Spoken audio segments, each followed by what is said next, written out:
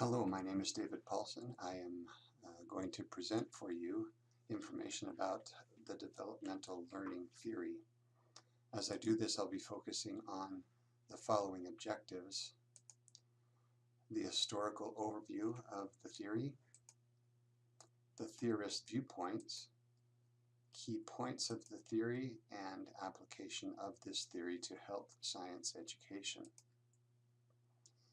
Interestingly, the developmental theory of learning focused initially on childhood learning. In medieval times, rabbis actually helped children learn by having them trace letters in honey. Though it's not described in the Old Testament, there is evidence of the importance of honey to early Israeli culture. Rousseau indicated that there needed to be gentle, natural socialization. Piaget and others felt that the intellectual and emotional stages matured with age, but they only described this to about age 15. Contemporary studies have certainly confirmed that this is a gradual progression over time as children age.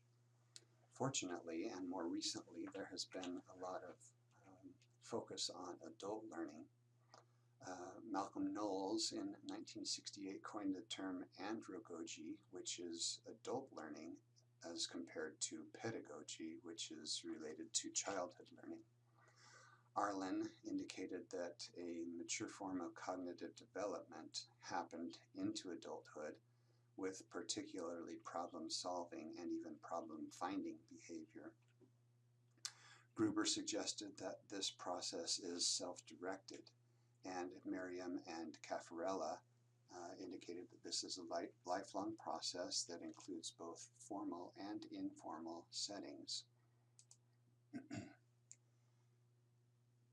The key points of the adult learning theory associated with developmental learning theory is that it has expanded with the increase of adult education in colleges and universities, also with leadership training in business. Again, the reference to andragogy, which literally means teaching men.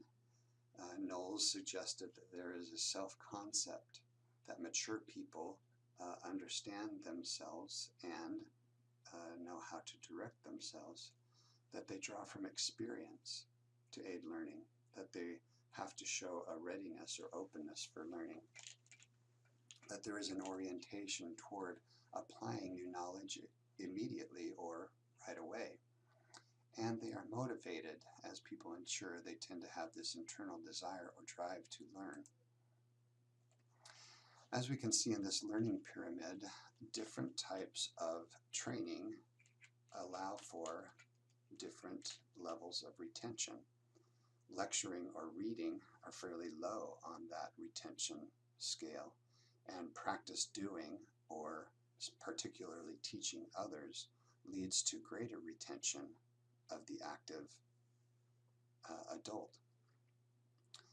Adults need to participate in learning and planning and evaluating their instruction. They need to be actively involved. Making mistakes often is the basis of learning.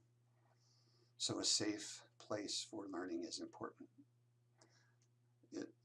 There has been evidence that adult learning should be relevant to work or to private life, and it should be problem-centered, not content-centered. I love this quote by Michael Collins, which indicates that what makes adult learning adult is its interweaving of theory with application. Key points of the adult learning theory are that the mature thinker brings experience to class. Those experiences come in the form of life experience, work experience, which may actually be a detriment because of habitual thought patterns. There can be positive or negatives associated with their history of learning and their experiences. There can be gaps in their educational history. There can be cognitive or physical factors that either positively or negatively affect their performance. So I'd like you to consider the following traits of learning: self-motivation, self-direction, capacity for group learning, curiosity, critical thinking skills, introspection, ability and desire to articulate and apply life experiences to course content. As you consider those key points, how have those affected your learning as an adult? A very important aspect of learning theory is its application to health science education. As students begin their health science education, they start as novices. Over time, they become experts in their field. As time progresses, they become masters in their field, and then, or even earlier in the process, begin mentoring the next generation of learners in that health science field. So our goal should be to assist students to become self-regulated, lifelong learners. If we can do this, then they can be more effective mentors of the next generation of health science providers. So the process then is to go from instructor-dependent learning to self-directed learning. And if you look at these pictures, you can see what is often the lecture or sage on the stage on the left, as opposed to the team building individuals who are directing their own process of education.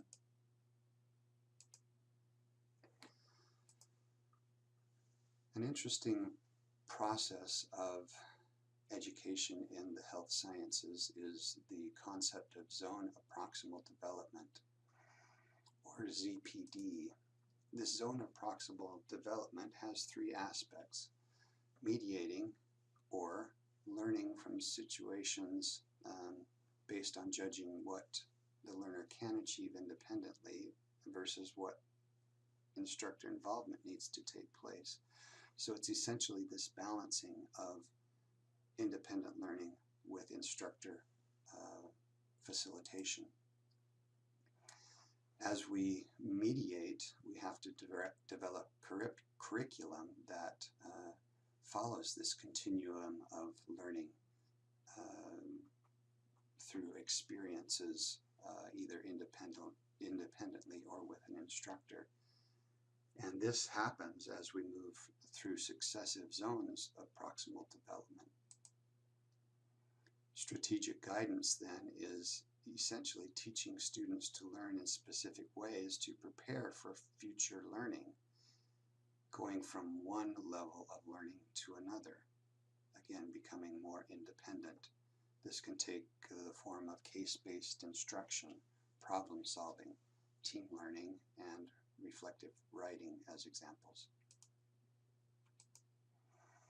In contrast to proximal zones of development, we have distal development, or the zone of distal development, indicating that we are guiding learners toward the mastery of professional skills and knowledge, essentially becoming independent practitioners of science-based knowledge. This requires a certain degree of medical knowledge. It requires understanding of how to take care of patients. It requires professionalism and certainly interpersonal communications and the ability to be able to interact with patients as providers. It includes practice-based learning and improvement. How do we go from one level of care to another?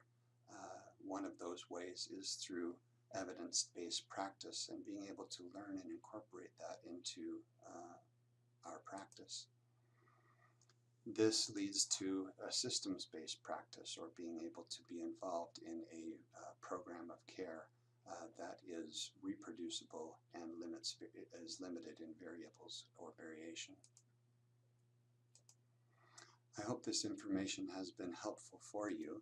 I've included several references here, just a few that are those that I was able to identify some of the information provided here.